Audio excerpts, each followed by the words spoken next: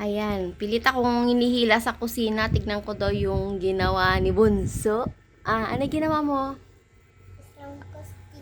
Ayan, pinakalaman ang ukulele ni Kuya.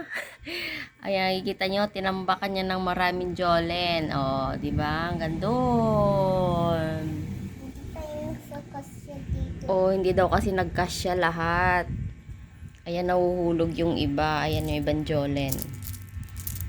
Ayan, kung may mga kalokohan o kayo mga kakaibang nagagawa, yan. Tinatawag niya ako. Ayan, yan, tinan mo. Hindi mo nilagyan na yan. Nahulog na. Kaya pala pinaghihilan niya ako habang nagluluto sa kusina kanina, yan. Kinuha niya pala yung ukulele ni kuya niya. Para lagyan niya ng mga jolen, o ayan. Hindi pa naman siya marunong mag-ukulele, so ayan na lang. Niskita na lang yung ano. Ginawa mo. Ginawa mo to yung gitara ni kuya. Ang ganda?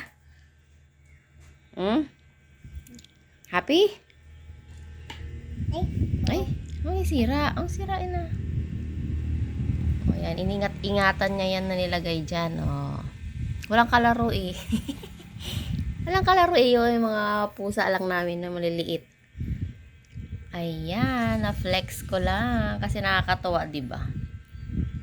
Nakakatawa din mga pinaggagawa ng bunso ko.